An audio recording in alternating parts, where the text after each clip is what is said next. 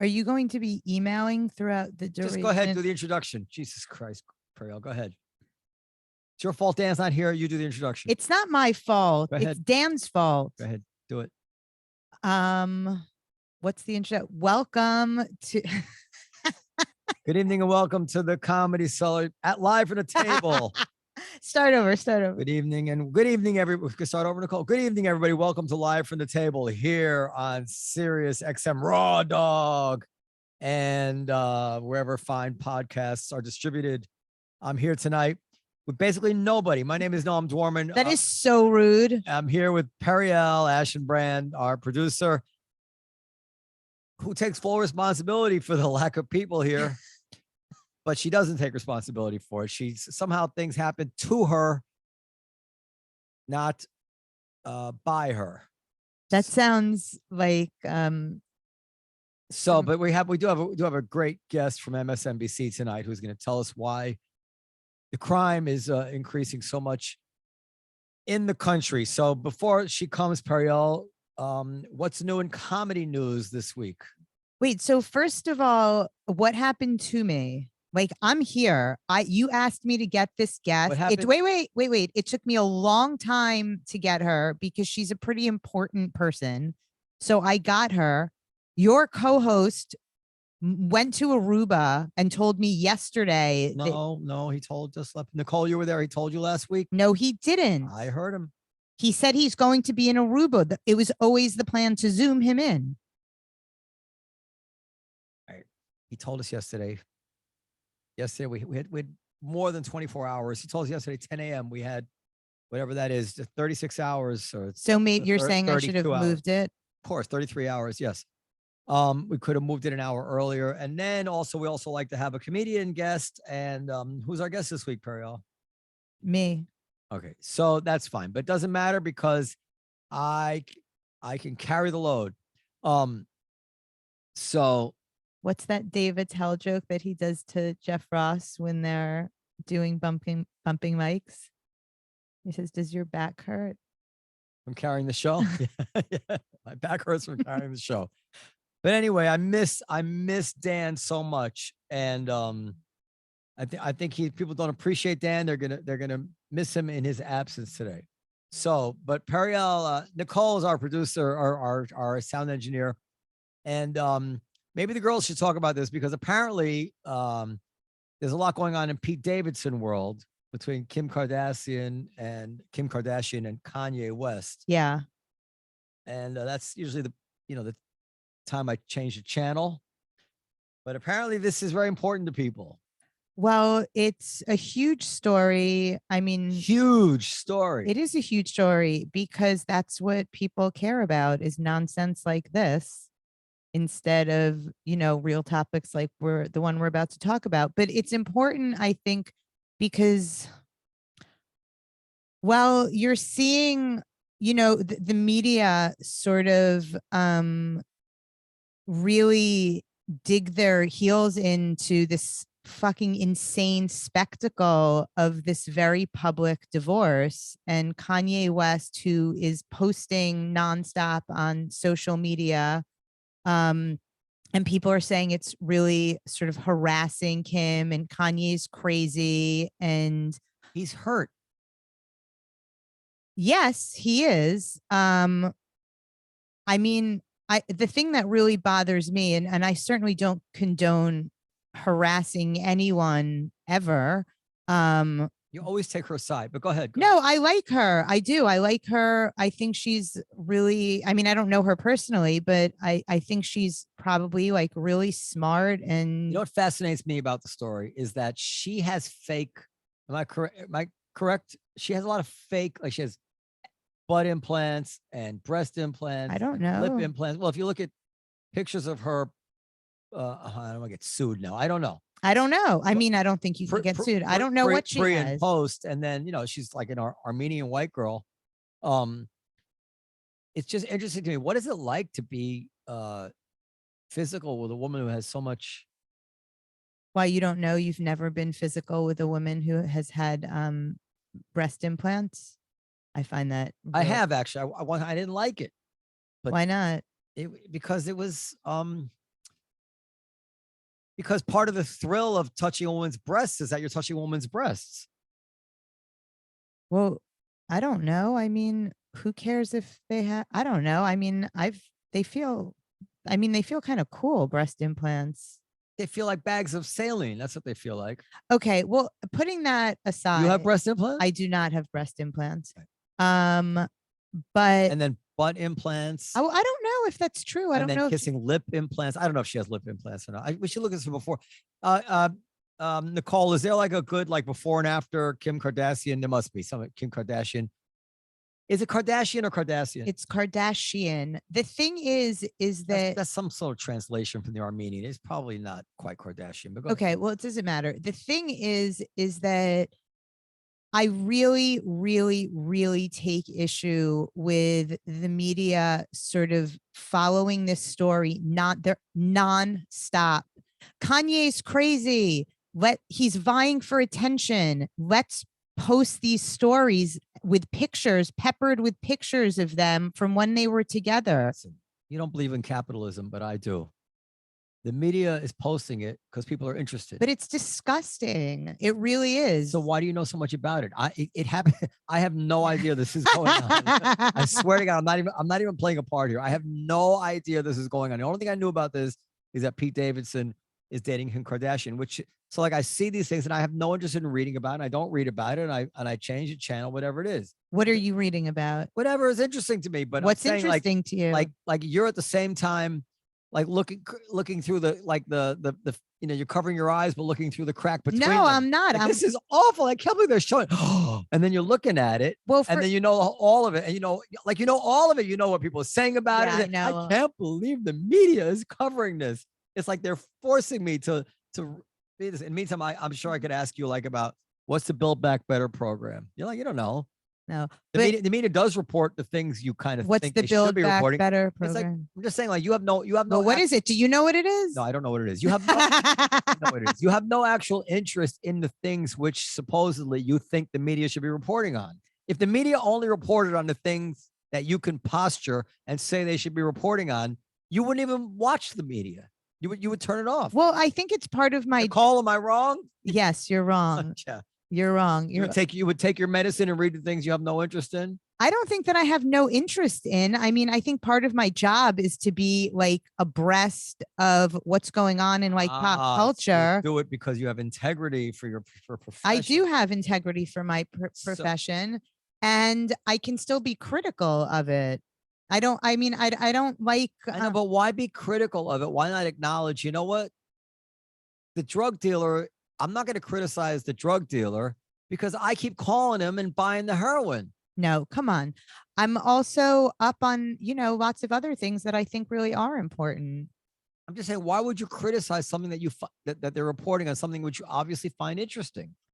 Why are you pretending to be like above it all? You find it interesting, so you should be happy. No, I find it compelling and compelling. You find it compelling, so don't criticize it. Well, why not? Why aren't you allowed to criticize it? I mean, because it sounds elitist. If you find it compelling, then then they'd be stupid. They give it to you because you find it compelling. No, they shouldn't be.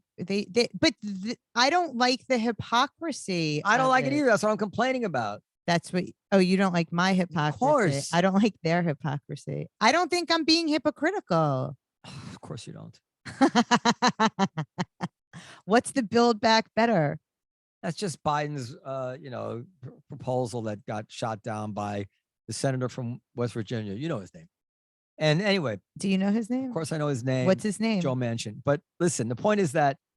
That sounds really exciting. The point is, that's right. It's not exciting to you. What's interesting to you is Kim Kardashian and Kanye West. Is it Kardashian or Kardashian? Kardashian, as far as you know. But I'm saying that there's just something that irks me about people walking around complaining about this stuff when they're lapping it up.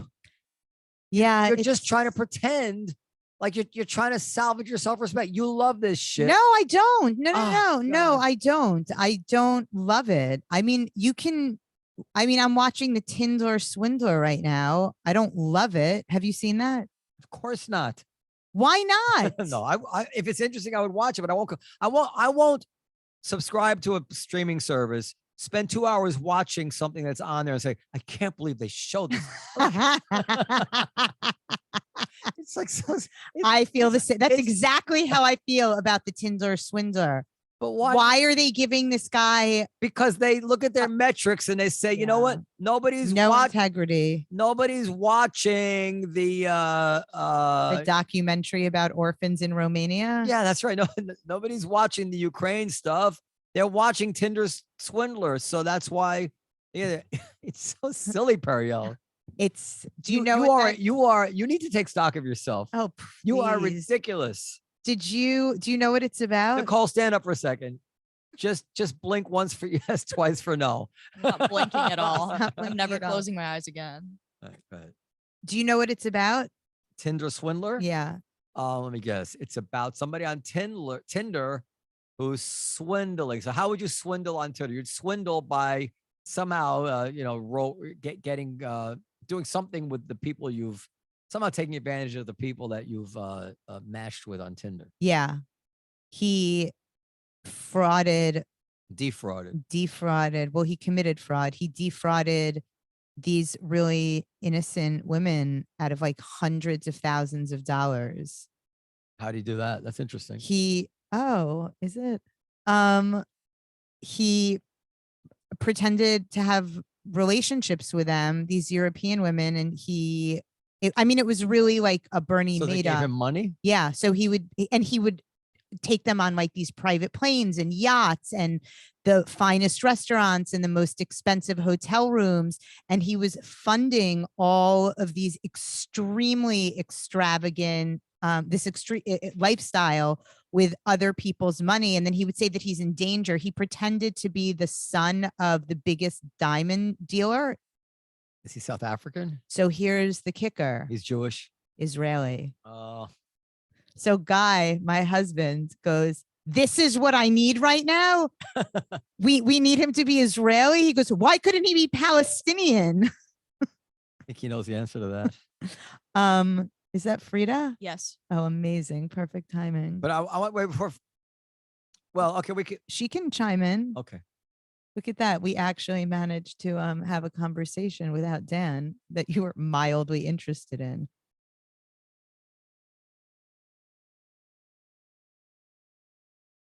Where is she? Did she hang up? Did she be listening to what we're talking about? Why? It's interesting. Oh, there she is. Hi. She's still muted. Wow, look at all those books. I love Okay, them. she's unmuted now. Hi, Frida. Hello. Hi, Frida.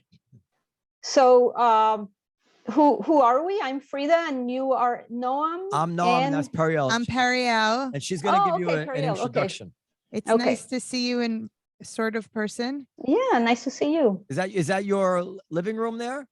It's my office. Oh, that's a beautiful office. I love that look. Go ahead. Thank you. Is it Ghitis? I want to make sure. Ghitis. Ghitis. Okay. Yeah. Frida Ghitis is a CNN contributor, a world affairs columnist, CNN Opinion, Washington Post contributing columnist, and a world politics review columnist. And she's also a correspondent for 60 plus countries. Wow. Well, I'm not.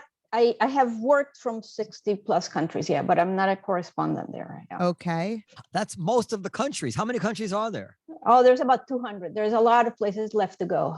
There are 200 countries? Something like that, yeah. She has filed her dispatch from. You don't find that to be an amazing fact? 200. Well, countries? it's incredible, but it gets even more interesting as you go on. She has filed her dispatch from places as diverse as the Amazon jungle, Tibet, Moscow, Gaza, Kuwait, Sri Lanka, and has interviewed people from all walks of life, from Fidel Castro in Havana to Marxist guerrillas in the South African jungle. South American. Excuse me, the South okay. American jungle. Sorry, I misread that. Yeah. Frida is the author of The End of Revolution, A Changing World in the Age of Live Television. You can follow her on Twitter at Frida Ghitis. That's it. Ghitis. Yeah, let me change my. So I was interested to invite you on the show because I read your article about crime, and crime is such a hot issue now. But now that Periel just mentioned that you interviewed Fidel Castro, I would like to call an audible and ask you about that. What's that story? That sounds amazing. Oh, that's a long story. It was many years ago. I was in Havana for CNN, and there was going to be a meeting of Latin American countries there. So Castro had sent out word that they weren't going to be terribly repressive, that they were going to meet certain basic freedom standards. So the opposition, the dissidents who are normally afraid to go out and speak out because they're not afraid, they have to really be careful when they do it. They saw that there was a chance to meet with the foreign press and make their case. So they sent out word that there was going to be a little event with the opposition. So I went there, and before the scheduled time for the demonstration, the government had already set up these gigantic speakers, and they were blaring music that, it was really, really deafening. And they had hundreds of high school students out in the street dancing. And then suddenly one man reached for his pocket and pulled out his ID, and he said, "I am a citizen of Cuba. I have a right to speak." And the second he did that, the goons came over him and just pummeled him and stuffed him into a car that sped away. And that same thing happened several times. So there were these little scuffles, and in the scuffle, the CNN camera was broken. Somebody, these people who were not in uniform, who had come from the regime, started beating up the people who were trying to protest. So when he heard, and I reported that, so I got a call after I got back to the office that I was invited to a meeting with Fidel Castro at the National Palace. So I went, and it was a small number of journalists, and we watched the Fidel show. He spoke. I can't remember exactly what time we started, maybe about 7 o'clock. We were there until about 2 o'clock in the morning, and Fidel just spoke and spoke and spoke and spoke. In Spanish? In Spanish. You speak Spanish? I speak Spanish, yeah. And every question brought out like a 30-minute answer. And it was really a stream of lies. It was really astonishing to watch. Wow. I'm sorry, just because it's relevant to this, not that you're not supposed to ask this anymore, but what's your nationality? I'm American. I grew up in South America. Grew up in South America. That's what I want. Yeah. Yeah, go ahead. So go ahead. Sorry. I'm, we're not, you're recording right now. This is not part of the podcast yet, right? Yeah, it is. Oh, okay. All right. Yeah, I thought we were chatting, but I guess that's the podcast, is chatting. I'm sorry. I didn't mean to, if it's anything you said that you're not comfortable No, with, it's fine. It's fine, but it's just good to know. Yeah. So go ahead. So finish. This is fascinating. So, it was my first face-to-face experience with really concerted, effective disinformation, because while I was sitting there in that room with Castro, he started manufacturing a new reality. So I had interviewed that same day, I had interviewed one of the young high school students, and I asked her, "Why are you guys here? What happened?" Because there was supposed to be a demonstration, and it was a school day. And I said, "Why are you guys at 11 o'clock in the morning dancing in the park in Havana?" And she told me that they had been told that they had to do this because there was going to be an anti-revolutionary act. So she told me the truth. While I was sitting there with Castro, suddenly he said, "Well, I was very concerned to hear that the camera of CNN was damaged. So I wanted to know what happened. So let's hear from some of the people who were there." And in comes this girl into a room with cameras and with Fidel Castro sitting. I mean, he was such a gigantic figure in Cuba, and she was terrified. And so he started questioning her. And so by then she had been coached, obviously, and she said that they had come because it was the anniversary of some, it was some kind of a national holiday, and that's what they were celebrating, which is exactly the opposite. It was not what she had told me. And then he said, I was very concerned about what I heard reported on CNN, so I inquired. So he starts asking from one of the police people, and he handed him some folders, and he said, I wanted to know who were these people who were in fact arrested. So he starts reading these dossiers of the people who were taken away, who were really, they were beaten and stuffed into the backseat of a car. And he starts reading their police file, their I can't remember what that's called, but he starts showing, this guy had stolen a bicycle before. This guy's a well-known pickpocket, and he's, they're claiming that all these people were arrested because they're criminals, because they're common criminals. And I was there, I saw it. These guys were saying, we want freedom in Cuba. I mean, I watched it. It was, I was standing face to face with the guy, and then somebody started punching him. And this interview that we did with Castro was being recorded on Cuban television, and it played on national television over and over and over during the next several days. And it became the new reality. I mean, the fact that I had seen it, that I had been there at the event that he was describing incorrectly, and that I knew the truth, and that I could see how it was impossible to convince people that what Castro was saying was a lie. It was impossible for the truth to win over against this lie. It was a very shocking thing for me to see, and it made. I mean, I had been in places like this before, but this one was particularly close because I saw it be created over the space of hours, and it really rang with me. It echoed over the last several years that we saw this kind of gaslighting and disinformation come into the United States, and this inability of the people who know the facts to counter the lies. So it was really a powerful experience. What so look, I know I read, what was the name of the book? Like 25 years ago, I read a little bit of a book called, I think it was called Against All Odds or something like that, by a guy named Anthony Valladares or something like that. But it was an account of being in a Cuban prison. And I didn't read the whole thing, but it was just horrifying. And why do you think it is that the American left had such a soft spot for Castro and continues to this day to have such a soft spot? Is it just charisma? What? It's unimaginable. I grew up in South America, and I saw a lot of poverty, and I completely understand wanting to find a way to end poverty.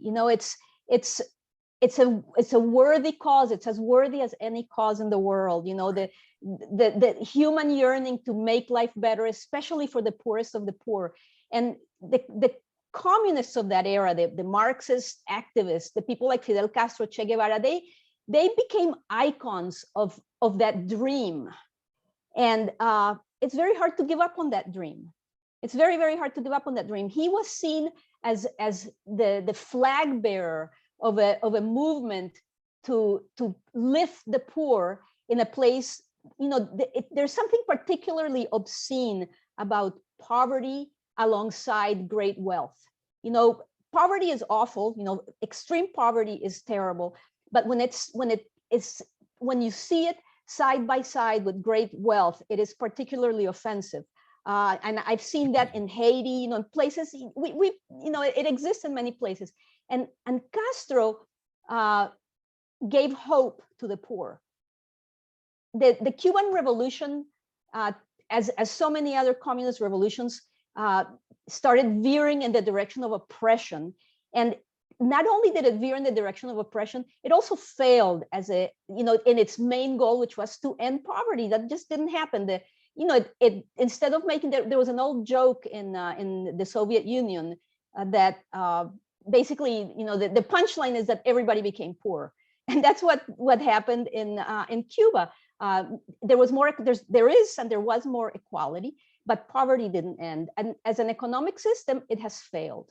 It has failed. So, I actually wrote an article about this a few weeks ago in the Washington Post about Cuba. When I was in Cuba once, I had a conversation with a high government official, and this was off the record. And it was a time when the Soviet Union, the economy in Russia was coming apart. The Soviet Union had collapsed, and they had done this, what they call shock therapy, to inject the market economy, capitalism into Russia, and it was supposed to make the economy prosper. and that didn't happen.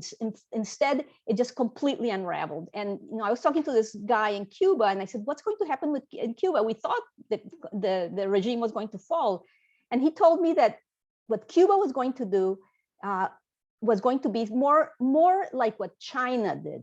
Instead of allowing the whole thing to unravel, and to get instead of the party giving up power and letting the economy fall apart, what Communist Party was going to do in China was keep control, but allow the economy to have much more of a market system, so that prosperity would come even if the government, even if the Communist Party was still in power.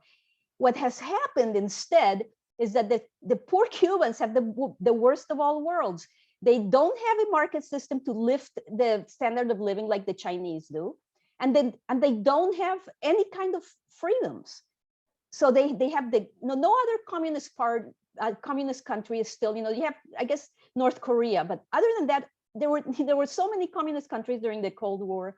Only Cuba is still trying to make communism work. It doesn't work, Right. and it's a pity that there was no way to help the people get out of poverty. So that's my Cuban experience. And I have to confess that when I was younger, I too was cheering for Cuba. I was hoping that it would help people come out of that really awful poverty that I was seeing around me in South America. Why is it, do you think, that well, maybe I'm not even correct, but it seems to me that most Cuban Americans, at least the ones born in Cuba who came here, they support the embargo and the sanctions that we've had and tried to keep up. I think Obama lowered them for a while. I'm not sure where they are now. But they must also be aware of the suffering that these measures inflict on the Cuban citizens. Why do you think they support these harsh measures, even though they know it causes suffering in Cuba? Well, they want the regime to fall. They want the regime to fall. That's, I was talking to somebody in Cuba once, someone who was working with me, who was a driver, and he told me he had lots of family in Miami. And I said, "Oh, so they're helping you?" And he said, "No, my uncle, I think his father's brother, if I recall, lives in Miami." And he said that he refused to send any money to the family because he said it would help the regime. And that, the overarching goal is for the regime to fall. Well, I think it's fantastic that you were able to tell that story, because I find that very, very interesting. Were you ever frightened for your own safety when you were in that situation? Like, did it feel like they could possibly do something to you, since ostensibly you were kind of exposing the very thing that he was trying to do? I didn't feel, I was detained once briefly with my crew. We were filming something and the police came and took us in just for a short time, but I never felt in danger. CNN, Ted, remember Ted Turner was good friends. Ted Turner, the founder of CNN. Sure. And had he a interviewed personal, Castro too, on horseback or something, right? they had a personal friendship. They went hunting together or something. I can't remember, but they were, I felt pretty safe that, and CNN was the only major, I think it was the only major American television station network that had an office there at the time. It may have even been the only Western news organization. I think the wire services, Reuters and AP, had people there, but I don't think, I never thought that they would do anything to me. No. And let me tell you another story on this topic. You mentioned that I was in the Amazon jungle, and I was there in Peru, and I went to interview. This was at the time, I don't know if you remember the story of when the Marxist guerrillas took over the home of the residence of the Japanese ambassador. There was a great book, a novel that was written based on that, called Bel Canto. It was a beautiful book. It was an incredible thing. The guerrillas rented the house in this fancy neighborhood, the house behind the Japanese ambassador's house. They dug a tunnel, and on the night of the National Day of Peru, of Japan, when the Japanese ambassador invited all the foreign diplomatic corps in Peru and top officials, everybody was there in their luxury, in their best clothes and makeup and jewels. The guerrillas broke in, busted in, and took everybody hostage. Oh my God. It was an unbelievable story. And we were there, I was there for, I think, maybe 2 months or something. And it was a day, you know, we rented the house on the other side and put our cameras up, and the hostages were writing messages with lipstick, and it was an incredible thing. But at that time, I went to the Amazon jungle to interview a retired member of that guerrilla group. It was called the MRTA. And he was somebody who had what they called the repentant ones. It was a program, the government had, the Peruvian government had a program to allow people, an amnesty program. And this guy had a little chicken farm. So this was the big killer guy. He had been the ruler of a big section of Peru. And now he was raising these little baby chickens. And I asked him, what happened? Why did you get out of the revolution business? And he told me he had fought all over Latin America. He was a member of he was a commander in the, they call it the Americas Brigade of Marxism. And he said that the day he heard that the Berlin Wall had fallen, he said it was like the sky and the ground all crumbled at the same time. He said, I realized right there and then that if Germany could not make communism work, there was no way that even if we triumphed in Peru, there was no way we would be able to make it succeed here. And that day I realized this was a lost cause, which I thought it was a very, very interesting insight. And his comrades continued, but he got out of it. That is insane. You need to tell this stuff to AOC. I'm not sure she's interested in talking to me. By the way, I did read a book about, the only thing I know about that part of the world is from the book I read called The River of Doubt. That's what, you ever read this book, The River of Doubt, about Theodore Roosevelt? He did a trip through the Amazon, and he actually named this river. The Portuguese name is different, but The River of Doubt. It's a great true historical novel, I guess. I don't know what you call it. I've read, I read his biography, and I remember that incredible, crazy trip he took. Yes, he almost died, didn't he? There's an amazing part of that book where Roosevelt is there with his son. His son's name is Kermit. I remember this. No way. Yeah, and they're starving, and they come upon somebody's cottage or hut or something like that, and there's food there, and they won't eat the food because it wouldn't be right to take someone else's food. It's just kind of this, and you wonder, could this really be true? Did honor really have that kind of control over people at that time? But that's the way it's depicted in the book. That interesting. And that they waited for the people to come home, and I think they shared the food. I could be filling in a false memory there, but I really recommend that book, The River of Doubt. I can't remember the name of the person who wrote it. I'll look for that. Yeah. It is really amazing, though. I spent a good deal of time in China, and I went to Tibet, and it was really, I was in my 20s at the time. So, I mean, it's really shocking to see the effect that communism has on the general public when you grow up in a place like America. I thought you were a communist. I'm far left wing. No, I don't know. I don't think I'm a communist, but I remember that I was on the train in China, and we had just figured out, I mean, we basically like scalped tickets to go to Tibet because we didn't want to buy like a government tour of it, in which case, like, it's completely like falsified. And I was speaking to this woman who was a professor. I mean, I think she had a PhD. She was quite educated woman, probably at that point in her 40s. And I told her that we were going to Tibet, and I had family living in China. So I was staying with them. I was there for about a month. And I said, we're so excited to go to Tibet. It's just so crazy how so many people have been killed there for the most minor infractions. And she said, nobody's ever been killed there. I mean, and it seemed like she really believed that. So it's just insane, like, to think that the government can have that much control over what people are thinking. She hasn't been around much. I've been around quite a bit, actually. I want to say something, because we have been attacking communism. I want to say that oppression, repression, government brutality is just as vile when it comes from the extreme right and in some respects, you might say it's even worse. On the extreme left, at least, there was a claim that it was going to lift people up.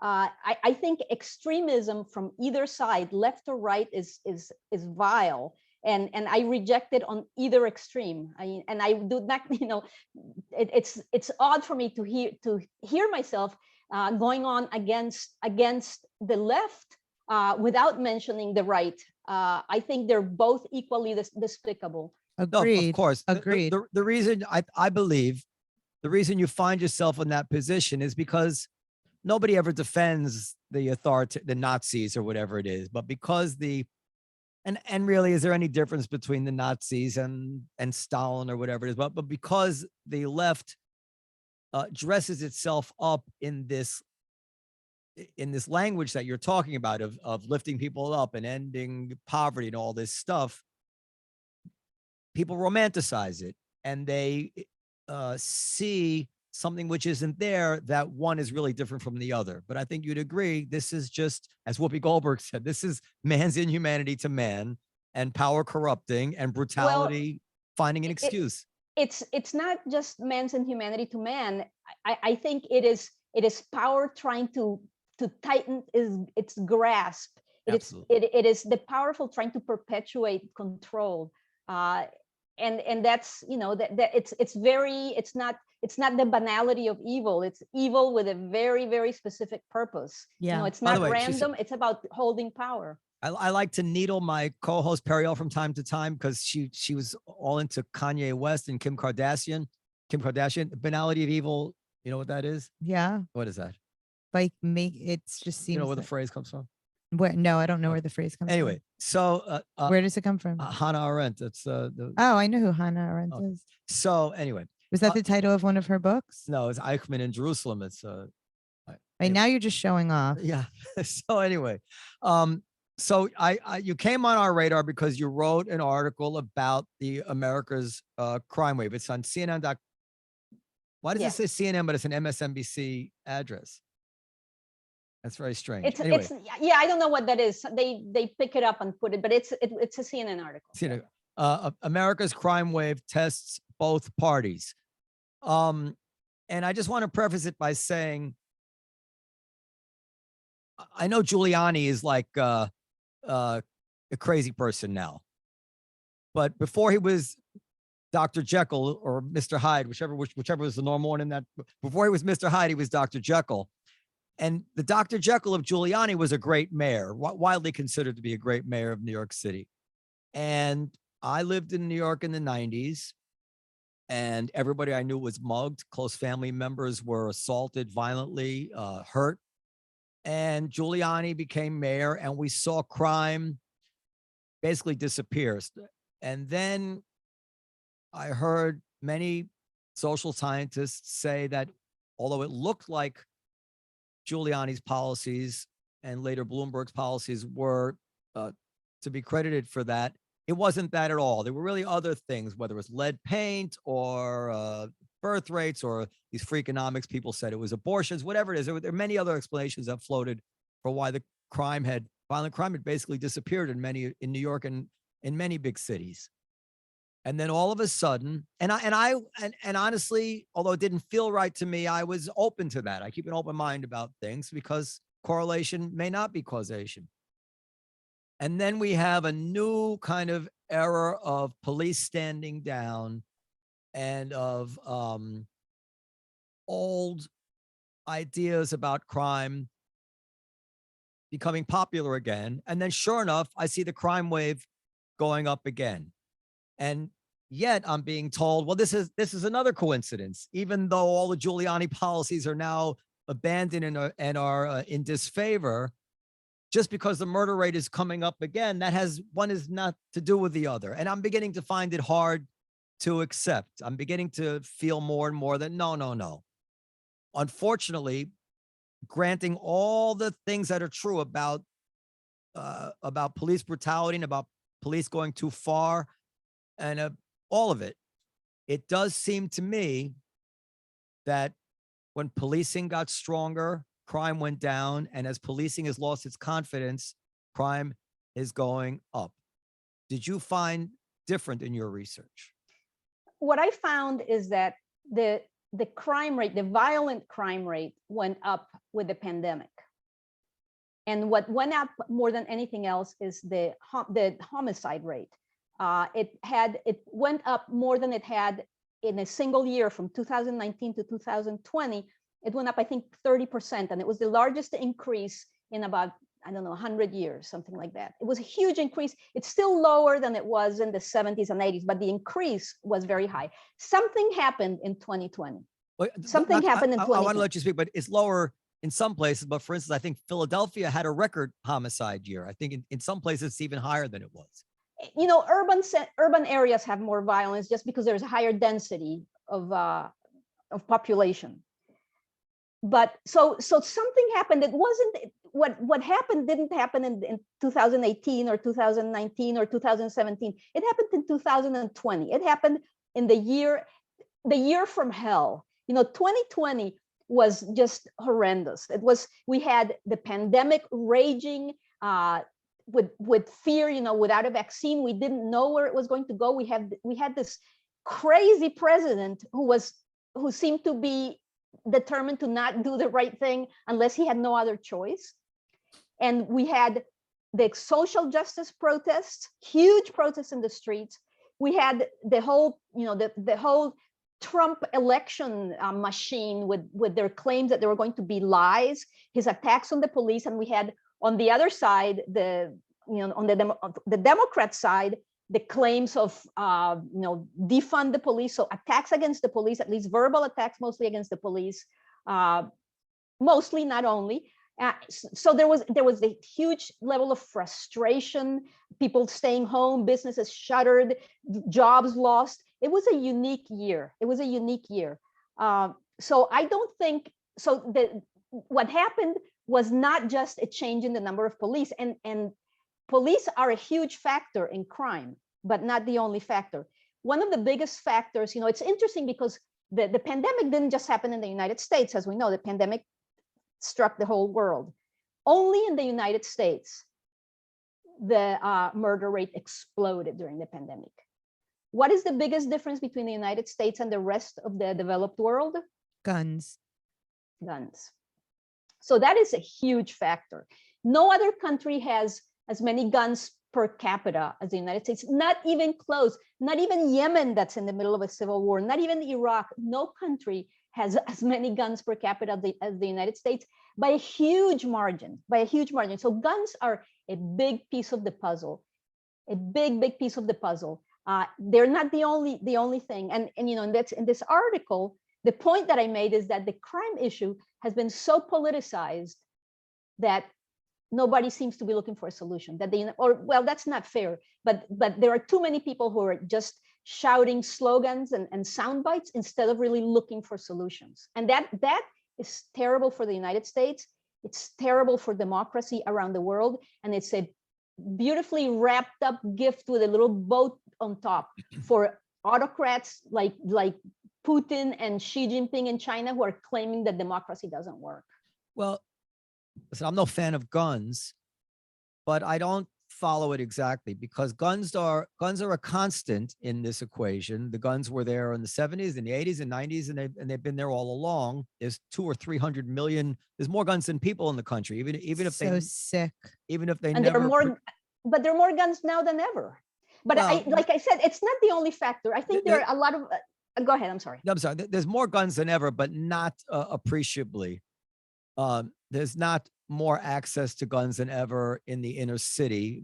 You can get a gun what is different is that the police seem to be demoralized. And now again, don't take this to mean that I support or don't support anything, but just stop and frisk was eliminated. Stop and frisk took a lot of guns off the street. I've spoken to prosecutors who've told me that they kind of like thrown their hands up because of the police are afraid to arrest people. And it doesn't seem to me that guns could be, if guns are a constant and the pandemic is a constant, what isn't a constant between us versus other countries? Well, it was George Floyd. It was the defund the police. Other countries are not doing that. But other countries don't have guns like this, you know. But I mean, we you know, had guns. we had the guns in the 90s when crime disappeared. There are a lot more guns now. Guns are handled differently. You know, guns have become such an iconic symbol of empowerment for people on the right. People, you know, it has been, the issue of gun ownership has been turned into a motivator, and people, you know, people are allowed to carry guns. You know, here in, you know, I'm in Atlanta right now, where you're allowed to take a gun to a bar and get drunk. You're allowed to take a gun to church. But those aren't the guns being used in the crimes that we're seeing. In Chicago, when they have 40, 50, 60 shootings in a weekend, those are not right-wing gun owners. Those are illegal handguns. But these are guns. It's easier to carry a gun. And I'm not going to say that guns are the only factor, even though I'm convinced that they are the biggest factor. I think there's a sense of disappointment with the system here, a sense of frustration, because one side is claiming that you know, elections are stolen, you know, the deep state is doing these things. The other side is saying that the system is rigged, that everything is about, you know, about prejudice. So on both sides, there's a sense of frustration. I think the police piece of this is legitimate. I think there is a part of this, you know, the police officers are afraid to get involved in many cases. They don't want to find themselves on the wrong side of a deadly case. I think that is a factor, well, but I don't think it's the only factor. If guns are the important variable here, why did crime drop in the 90s through the 2000s, starting in the 90s and continue up through Bloomberg's term? Guns didn't. But I mean, you didn't have Bloomberg and Giuliani outside of New York City. The crime rate dropped all over the country. It wasn't just in New York. Well, it dropped most, but it didn't drop so much in Chicago, it doesn't seem like. But yeah, I don't know the details of Chicago, but the drop in crime was not just a New York phenomenon. And in fact, you know, the crime rate is way lower right now, even after this big spike, is way lower than it was in the 70s and 80s. And I'm not talking about New York, I'm talking about the whole country. But why did it drop? Because it's important to have a theory about why it dropped. You can't have a theory about why it's increasing without analyzing why it dropped. They're probably related, right?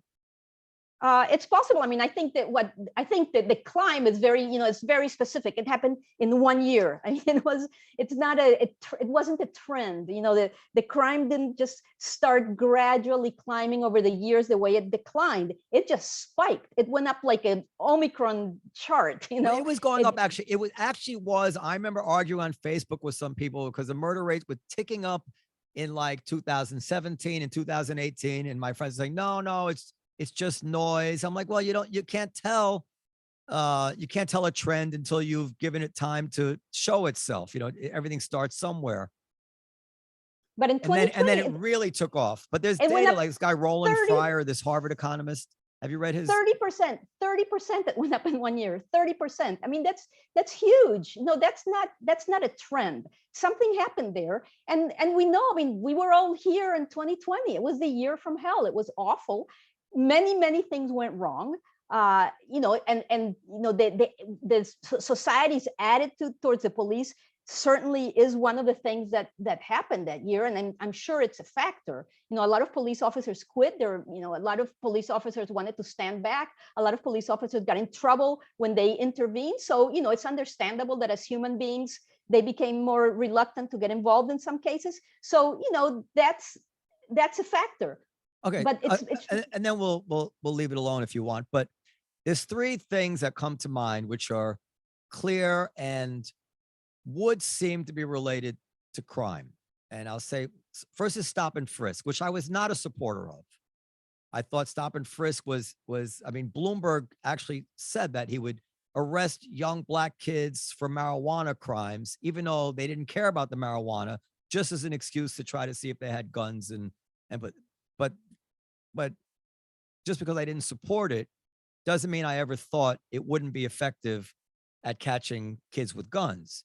So they stopped that. They've also lowered bail, letting a lot of people go on bail that they didn't used to. And we've had the George Floyd thing where a lot of police are demoralized.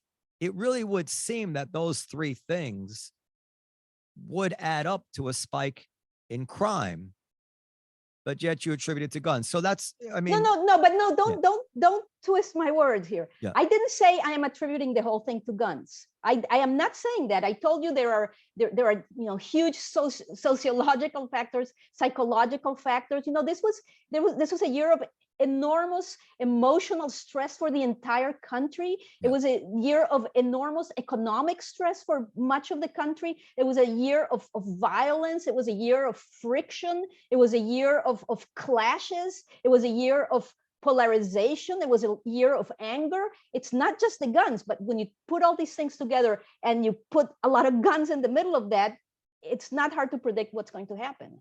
So it's the whole thing. And more police, good policing lowers crime. I think that should not be controversial. Apparently it is, but more policing is good at protecting people. Well, one of the things that you said in the article that I thought was really interesting was that I believe you said that you had been living in Amsterdam, and that one of the things that you noticed was that the police there always remains like exceptionally calm and try to diffuse the situation and take everything really down a notch. You were more articulate than that, but and that sort of the opposite was true in the United States. Is that accurate? Yes, I've been spending part of the year in Amsterdam for a long time, and from the beginning, I was always shocked to see how police would react when people were harassing them. When they, not just when they intervened in a conflict, but when people would come to them. I thought, people don't respect the police here. I thought it was a problem, but then over the years, I came to realize that the police were lowering the temperature on every conflict, and I never saw it get out of control. I've seen some things happen there because there's a problem with some gangs there too, some drug trafficking and people trafficking gangs. But the murder rate in the Netherlands is 90% lower than in the United States, 90% lower per capita. But mostly what you see is the police diffusing conflict.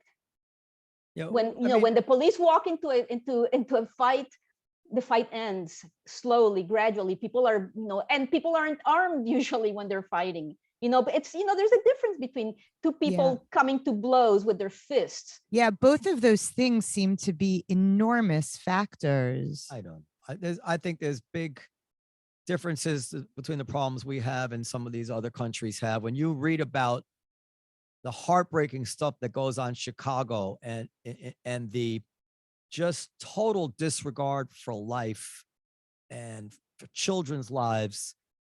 I don't know. Do you see that? Do you see that in Amsterdam? I don't know that you do. I'll tell you what I see. If you look at the statistics, the statistics show that when there are more guns, more people die. And when there are more guns, more suicides succeed. When there are more guns, the Republicans, right now in Georgia, they're pushing something called constitutional carry, which is basically getting rid of gun permits. Anybody can have a gun. That's kind of where the direction of it. It's insane. Every study has shown that more, the claim of the people who are protecting gun rights is that people deserve, because there's so much violence and so much crime, we all have a right to defend ourselves.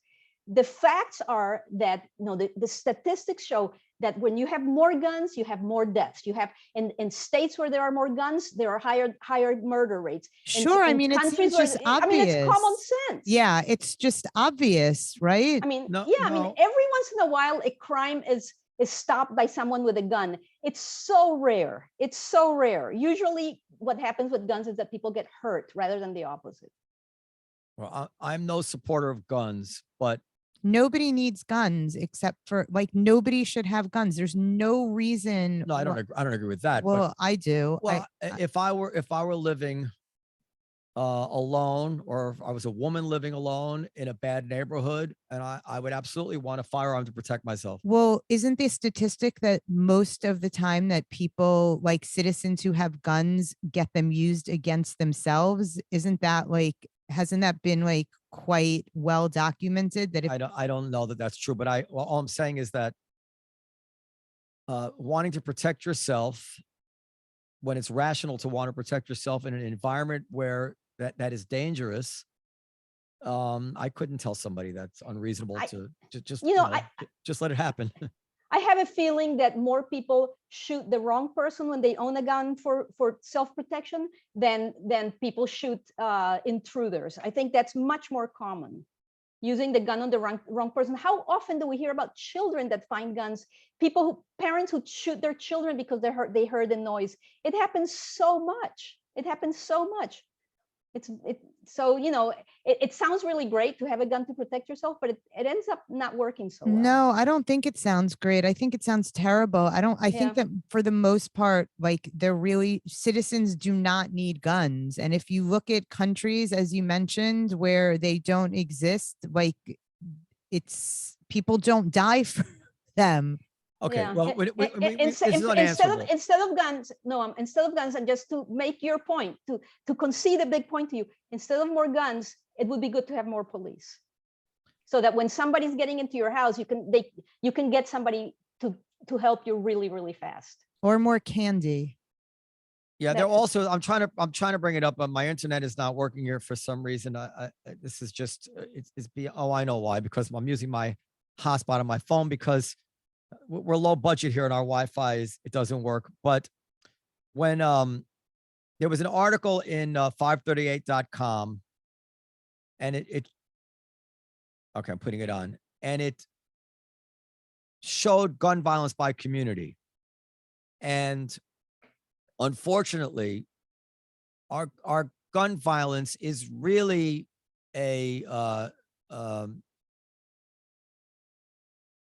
I think 20-1 or something like that, or I'm sorry, 12-1 in the inner cities. And that the non-inner city communities, and many of these are places where guns are easy to buy, have only a slightly higher rate of gun violence and homicide than places like Canada with high gun control. I'll bring it up for you. I think I'm getting it now. And this is a tragedy. It's just a national tragedy. And I suspect that it's not easily just controllable by saying we need to get rid of guns, because you can't get rid of anything that people want. You can't get rid of drugs. You can't get rid of anything that there's a market for.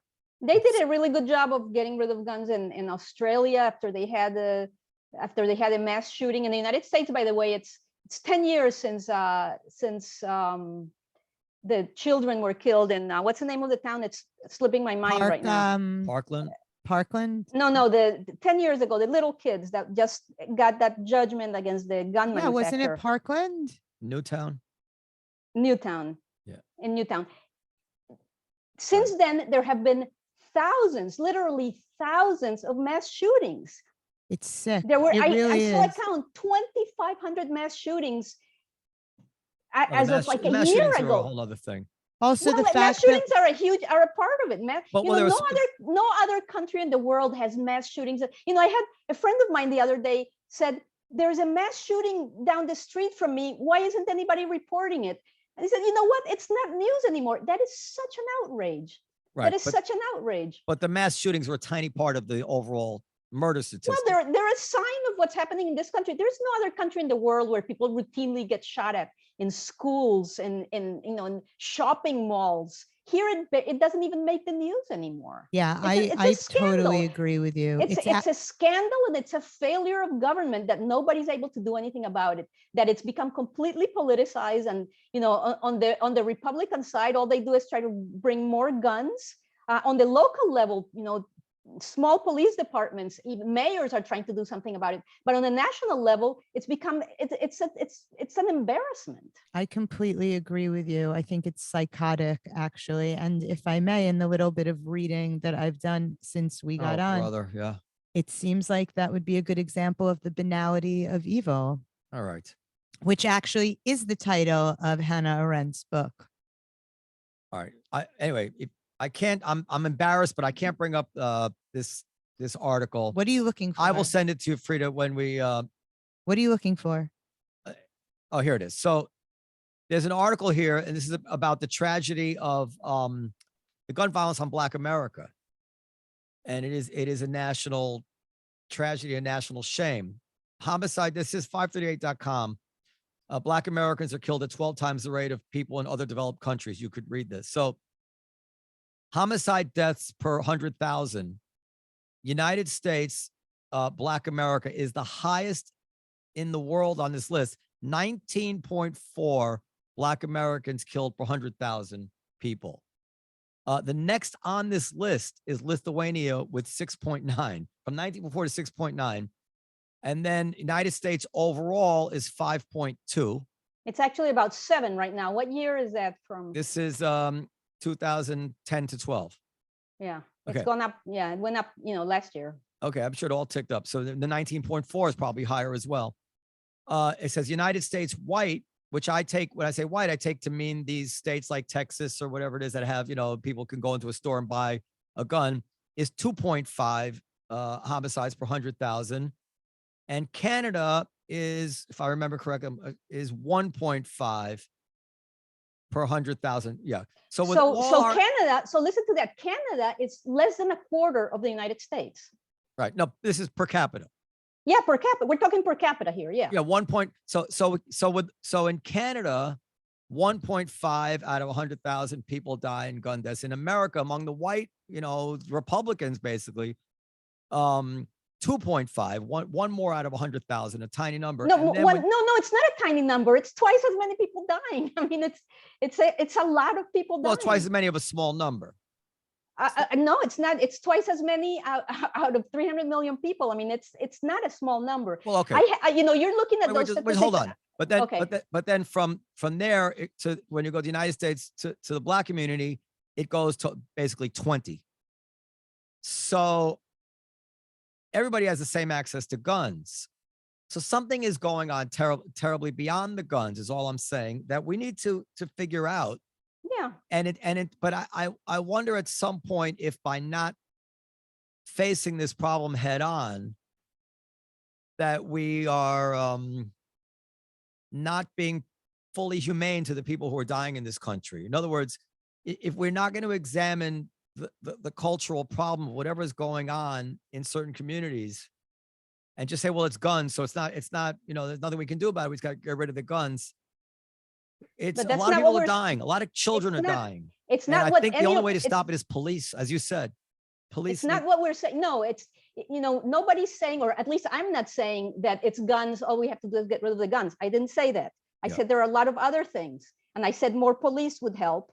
I think a different kind of police training would help. I think another thing, one of the ideas that's being implemented and discussed and implemented that I think is very, very useful is to have some kind of a mental health component to 911 calls. I think that will be very, very helpful. I think the whole correction system, the way people are put in prison in this country for minor crimes and creating hardened criminals is a huge part of the problem too.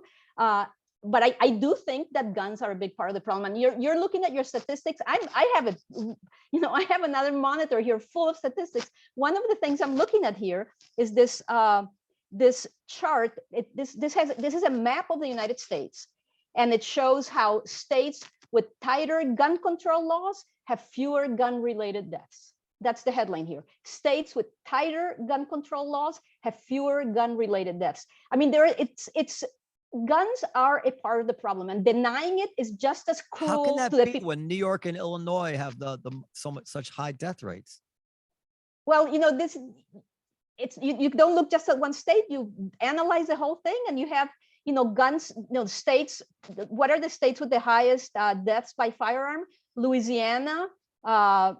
New York is high, but it's not.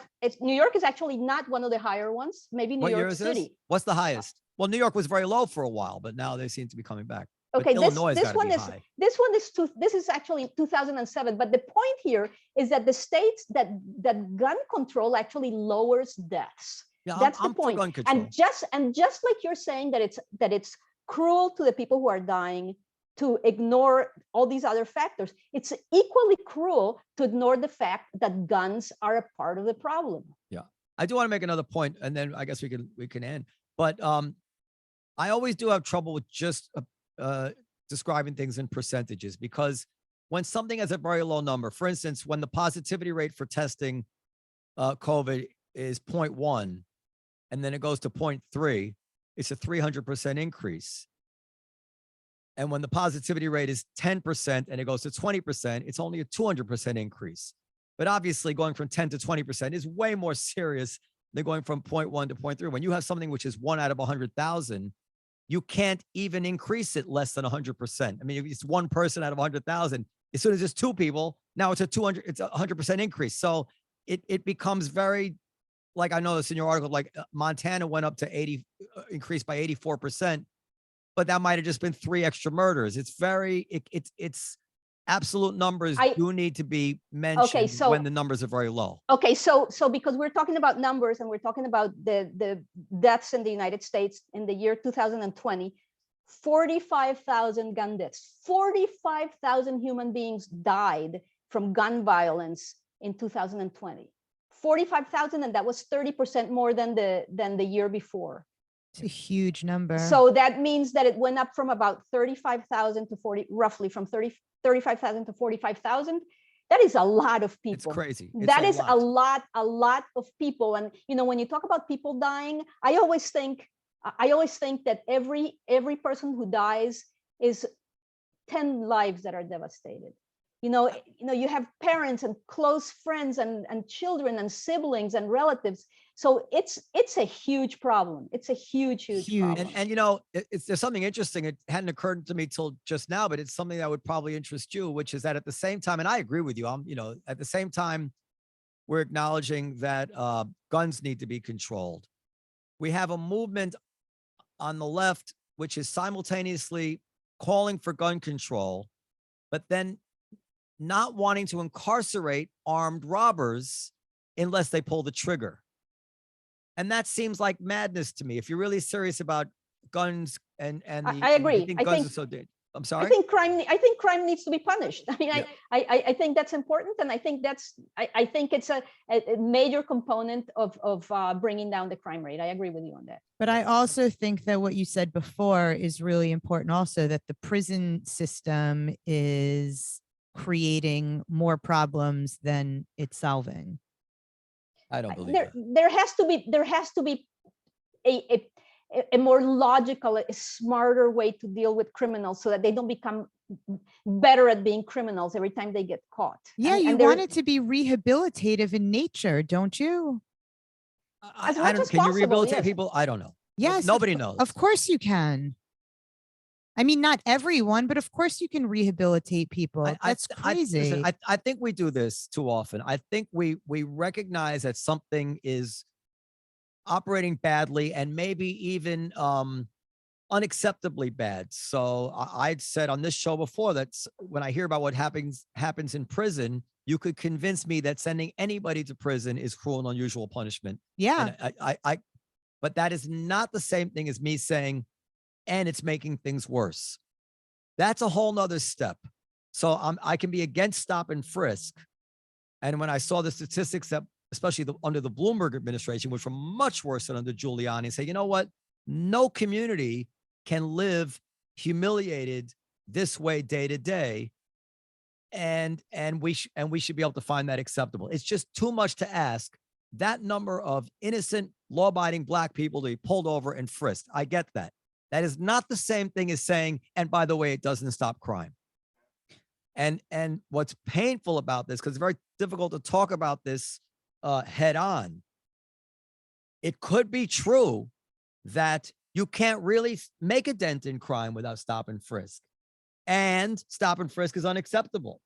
Like those things can't all be true at the same time. We could say stop and frisk is unacceptable. And by the way, it's the only thing that works.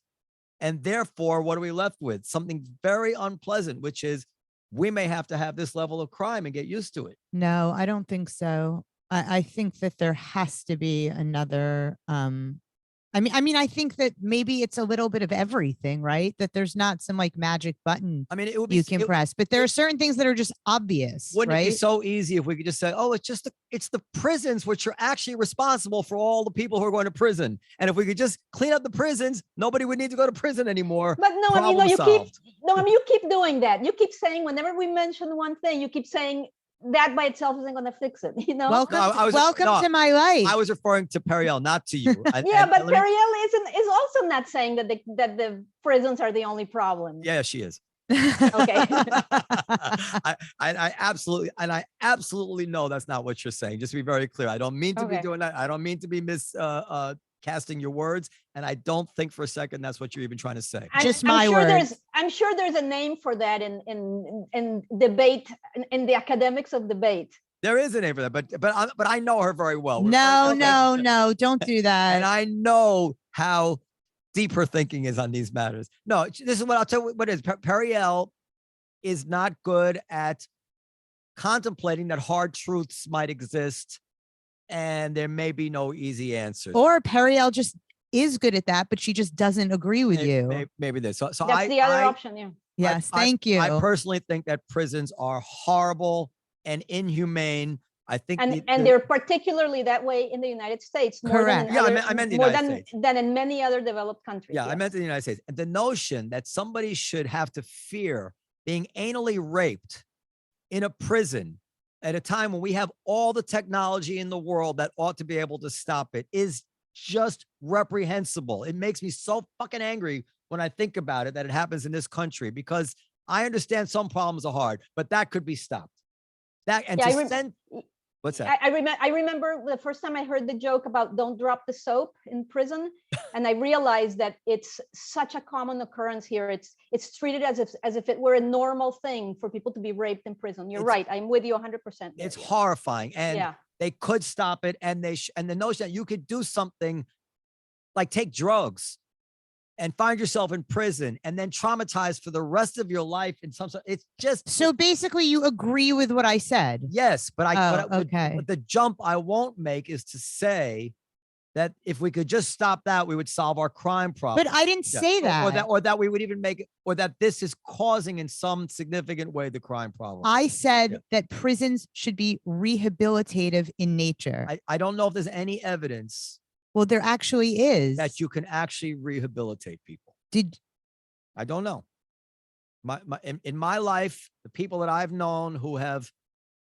No, I mean, do you know anyone who is a recovering addict? Have you ever met anyone who's in recovery? Yeah, I was just about to mention that, actually, but go ahead, say what you wanted to say. Well, I mean, that's one huge group of the part of the prison population where there's the potential for rehabilitation.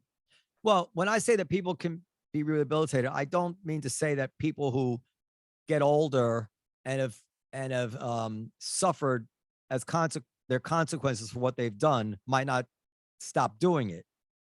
What I'm saying is that I don't know if there's any magic system of processing minds in such a way, like Clockwork Orange or something, where they stop. I think people, as they get older, we know, commit fewer crimes, become less violent, and they learn from their mistakes, hopefully. Yeah, but I mean, just, what percentage of the people who are in prison today have an addiction problem?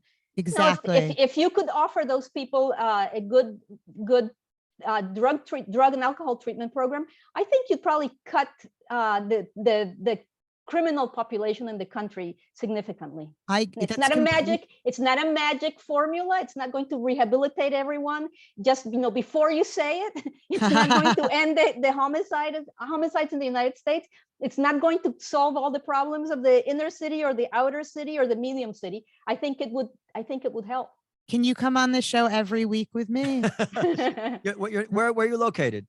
Right now, I'm in Atlanta. I'm in Atlanta part of the time, in Amsterdam part of the time, and I move around a lot. Yeah. Well, you come to New York sometime. All right. Yeah, I'd love to go to the cellar. So. Yes, come visit us. Please do. Come talk some sense to Periel. Yeah. It is a daunting problem. It scares me as a business owner. When I heard the district attorney here, he seems to have recanted, but who knows how, what he really believes. When I hear him talking about not punishing armed robbery in a serious way, it scares the hell out of me. Well, I'm going to show off a little bit just because you did. Have you read Discipline and Punish by Michel Foucault, the very important French philosopher and professor What at do you Berkeley? think? I think that if you're going to talk shit, that to me, that you should read it. And he talks about, and this is going back, I think he wrote this in the 80s. It's an incredibly famous and important book on the prison system in America, that it is, I mean, it's a torture chamber. Let me just add, because just so you know, it informs my thinking. I don't know anybody who was murdered. I don't know anybody who was shot, but I knew people who had the shit kicked out of them, their heads slammed against the pavement, violently traumatized for life in various ways that had nothing to do with guns. Like, well, it's a good thing, and they're alive, aren't they? They're there alive, been- but I'm saying, Yeah, if there had been guns during those encounters, you would have gone to their funeral probably. well, maybe they would have shot them. Maybe, but what I'm saying is that the frequency that we seem to have people who are ready to do such things is a social problem that also needs to be talked about. Something is going on in this country that is beyond that. And that's right. If you give that type of person a gun, then you're asking for murders. But that's not quite the same thing as saying the problem is guns. It's more like saying this guy has a problem, so keep the guns away from him. No, but we're saying guns is one of the problems. Nobody's saying that it's just guns. It's one factor. I'm just saying, if you know that I'm a crazy person, I do. You don't let me get behind the wheel of a car because you know I'll kill somebody with it. That's not the same thing as saying cars are the problem. I know it's very close to the cliche, guns don't kill people. People do. But there is some truth to that. And depending on politics and partisanship, it becomes very difficult to talk about that without somebody trying to pigeonhole you as, oh, you're just some right-wing guy, or, oh, you're just some left-wing guy. The truth is elusive here. The truth is elusive. And that's why I really wish we knew better. You'd think we would. You'd think social scientists would know, but we don't know. Why did crime drop like a stone? We really need to have a theory about that we all agreed on, because why don't we do that again? Whatever it was, can we do it again? If we knew what it was, we could try to do it again. If we can't agree on what it was, we can't get rid of lead paint again. Lead paint is already gone. So, you know, and it's tough to talk about because we're at a terrible time in our national discourse where it's very difficult to talk about anything, especially something which touches on racial matters and other matters like that. So anyway, you've been a fantastic guest. And it's been a pleasure. Thank you so much. I hope it was your pleasure. I hope you'd come and do it again. And I hope you will come visit us in New York. Yes. And that's it. Very nice to meet you. And, you know, just to finish on that, what I think is a relatively positive note, you know, the murder rate went up 30% in 2020. It went up only 5% last year. So maybe it's leveling off. Maybe we'll start going down. Yeah, let's hope. Let's hope. Yeah. It's very scary now, you know, in New York. You know, and some of that is just alarmism. It's, you know, the numbers are much lower than they used to be. Yeah. But it's nerve-wracking to see people thrown in front of trains and stuff like that. This is well beyond gun violence. Okay. Frida, very nice to meet you. Thank you so much. Bye, Periel. Bye, Frida. Good night, everybody. Good night. Wait, no, I'll let her go and then we'll just say good night. Nicole, you're gonna disconnect her? She can just hang up when Oh, she's you ready. can Okay. hang up. I'm hanging up. Goodbye. Bye. Oh, Periel. All right. What'd you think, Nicole? I thought she was great. Super interesting. Yeah, she's a nice, good vibe, right? Good vibes from her. You can always tell somebody with good vibes, no matter what side of the aisle they are and what their ideology is. There is a big difference between people with good vibes and people without them. Did you think I had good vibes when we first met? Yes, I did, Periel. It's so hard for you to say that.